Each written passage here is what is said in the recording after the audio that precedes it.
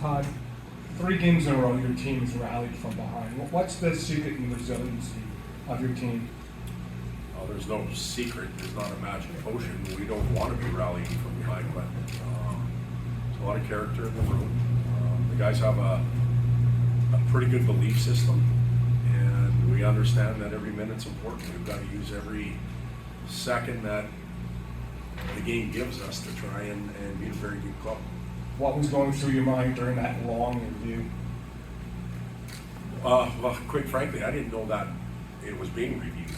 We all left the ice, obviously, and thought everything was good.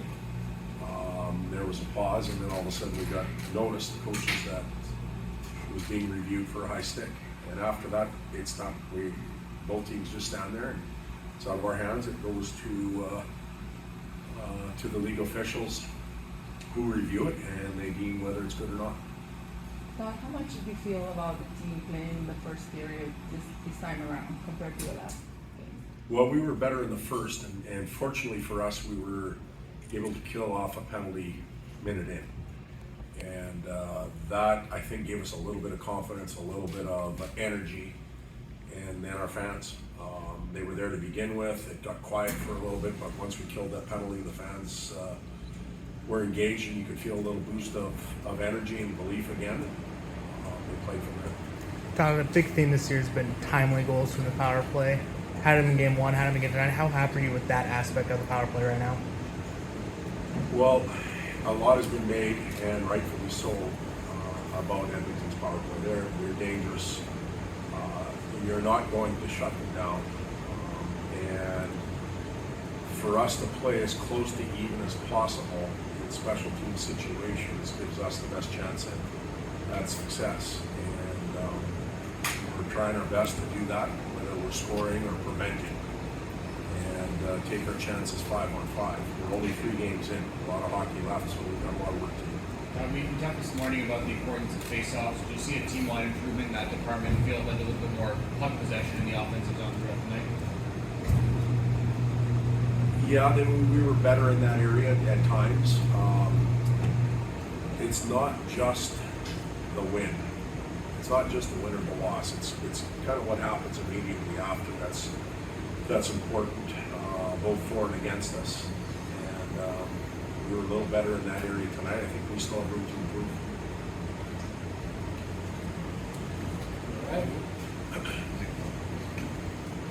Todd, I know we've cited Jonas and his goaltending, I mean, particularly his past playoff experience with Columbus in that bubble.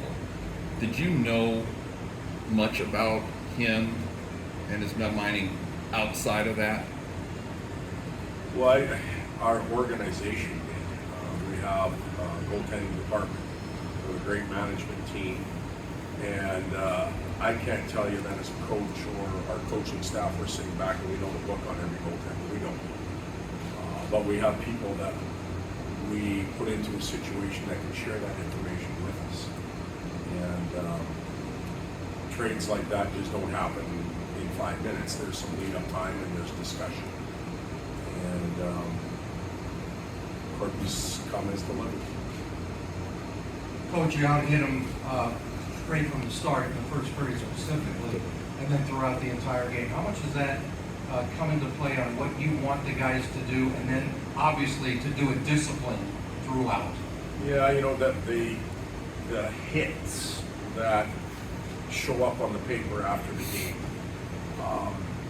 I'm not even really sure how they're defined. From rink to rink, it varies all over the league. It's hard to put definition into that. So the quantity, the quality, the number, it doesn't really matter to me.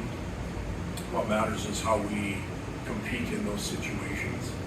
And I thought our competitiveness went up a touch tonight in comparison to the 2 games in Edmonton. We talked this year about the way Iafallo's game can sometimes be underrated externally. Does this time of the year his kind of trusting, reliable play really shine through? I think you just answered the question for me, of course.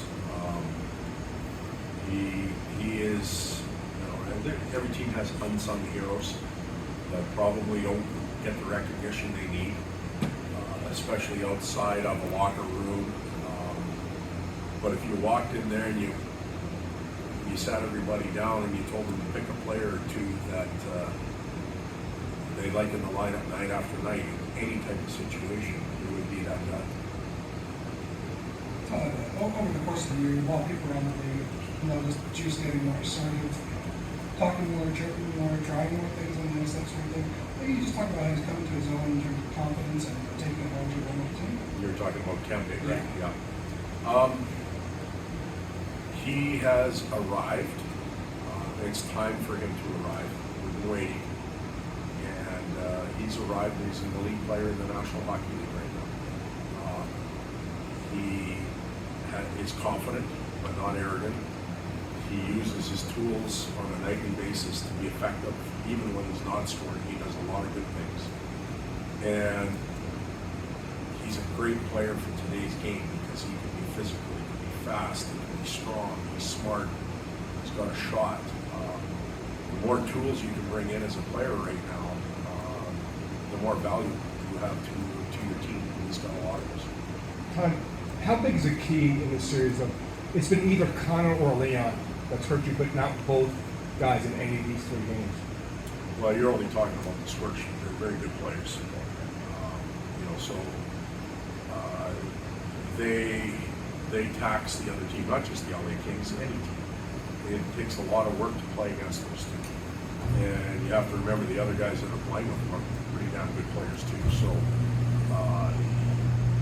when you use the word hurt, I think you're only talking about the score sheet. There's a lot of other things that those two do that make it hard on us, and we're aware of those things. And we have to keep doing what we're doing, and in fact, we have to get better. Todd, is there anything specific that you can take from the first 3 games that really are important to you, that's carrying over, that is most important in the rest of the series?